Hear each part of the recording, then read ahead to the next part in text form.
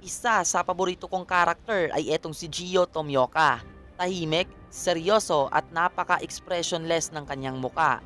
Well, hindi naman ganyan sana yung character traits niya kung hindi dahil sa mga nangyari sa nakaraan niya. So guys, pag-uusapan natin ngayon ang about sa nakaraan ni Gio Tomioka at nitong si Sabito. Well, bago nga natin umpisahan ang video, click mo na yung like button as a support sa ating channel. At mag-subscribe ka na para lagi kang updated sa mga bago natin upload na video. 強くなれる理由を知った僕を連れて進めどうしたって消せない夢も止まれない今も誰かのために強くなれるならありがとう悲しみよ世界に打ちのめされて負ける意味を知ったくれるの花を咲き誇れ運命を照らして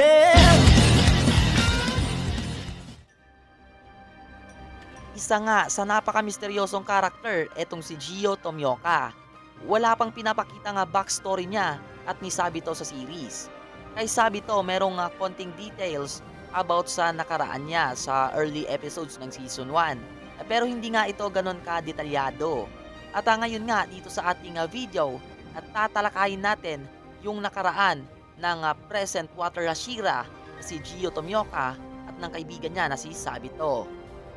Isa si Gio sa 9 Hashira ng Demon Slayer Corps. Siya ang Water Hashira. Nung bata pa siya, ang ate niya na si Tsutako ang nag-aalaga at nagpalaki sa kanya. At dahil namatay sa malubhang sakit ang mga magulang nila, mahal na mahal siya ng ate niya. And eventually nga guys, na-engage etong si Tsutako. Mag-aasawa na siya. Pero the day before ng kasal niya, isang nakakalungkot na pangyayari ang naganap. Isang demon ang umatake sa tirahan nila. At dahil nga sa napaka-selfless ng ate ni Gio, bago pa man siya kinain ng demon, tinago niya si Gio.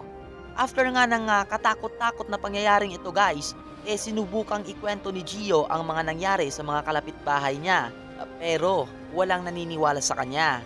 Pagkos iniisip pa nila na mentally unstable si Gio dahil sa nangyari sa kapatid niya. At para nga matulungan siya ng mga kalapitbahay niya, nagdesisyon silang ihatid siya sa kamag-anak niya na isang doktor sa malayong lugar. Gayunpaman, dahil sa naniniwala siya sa kanyang nakita, sa nangyari nga sa kapatid niya, bago pa man magsimula ang paglalakbay papunta sa kamag-anak niya, tumakas na siya. Tumakbo siya papunta sa kabundukan. And at some point nga sa kanyang paglalakad sa kabundukan, naligaw siya. At nasa binit na nga siya ng kamatayan. Mabuti na lang nakita nga siya ng isang demon hunter at dinala nga siya sa kay Oroku Daki, kung saan later ginawa nga siyang apprentice nito. Pero sa time na yon hindi lang si Gio ang nandoon. Sa time na yon guys, 13 years old si Gio at meron pang isang 13 years old na batang lalaki na inaalagaan din ni Oroku Daki. Ito nga si Sabito. Yes mga boy, eto nga ang Sabito na nakita natin sa season 1. Ang ghost na Sabito na nag-training sa kay Tanjiro. Magkasundo etong si Gio at Sabito. Parehas din sila nga merong trauma about sa demons. At magkasing edad sila kaya magkasundo at nagkakaintindihan sila. Etong si Sabito guys ay isang napakabait na bata at napakahalaga din para sa kanya ang katarungan. Meron pa ngang isang pagkakataon na sinampal ni Sabito si Gio. At dahil sa time na yun guys ay habang malungkot nga sa isang tabi si Gio, dahil nga sa sinapit ng kanyang ate, napasabi siya na mas mabuti na namatay na lang daw siya. At dahil nga sa sinabi ni Gio na yon, naasar si Sabito at sinampal siya.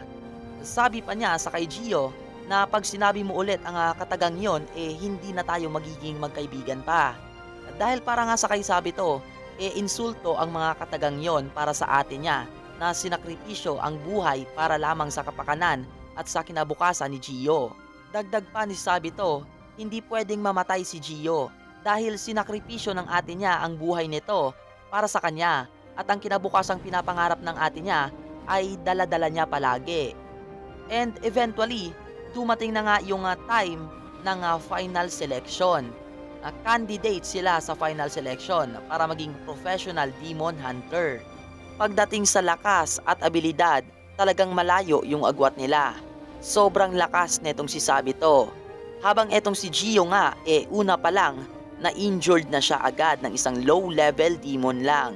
Etong si Sabito naman, halos inubos niya na ang mga demons sa bundok na yon.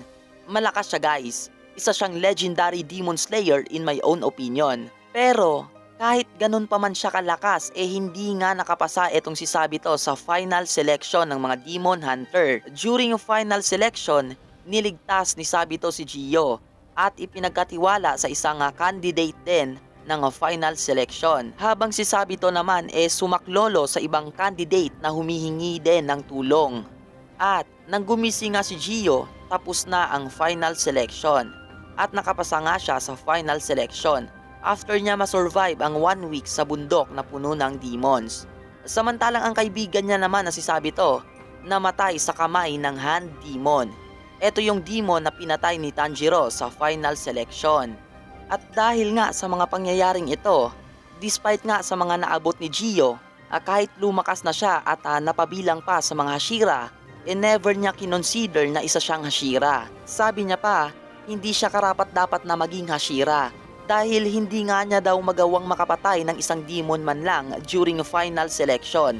At niligtas pa daw siya ng mas malakas at maabilidad na swordsman na kasing edad niya lang. At eto nga si Sabito. At sa tuwing naaalala niya nga ang mga pangyayaring yon, ay nade-depress siya, umiiyak siya, hindi siya makakain at hindi makatulog. Kaya pala guys, naging ganyan ngayon si Gio, tahimik at seryoso. At dahil nga sa nangyari sa nakaraan niya. Kung napansin nyo guys, yung inasal ni Gio nung una niya ma-encounter si Tanjiro, kinamumuhian niya that time yung sarili niya. Nakikita niya kasi that time si Tanjiro na katulad niya na mahina at walang magawa. Well, nagkamali that time si Gio dahil hindi nga niya katulad etong si Tanjiro. And that's it nga lang guys. Hanggang dito nga lang yung ating review about sa history ni Sabito at Gio. So guys, hindi ko na sinama dito yung kapatid ni Sabito na si Makumo. Finocus ko lang yung topic natin dito sa kanila Sabito at Gio, based sa chapter 130 up to 131 ng manga. And comment down below guys kung sa tingin nyo gaano kalakas etong si Sabito if ever man nabuhay siya. And then hit like button as a support sa ating channel. And mag-subscribe ka na para lagi ka updated sa mga bago nating upload na videos. Maraming salamat guys. Keep safe, God bless, babush, and peace out.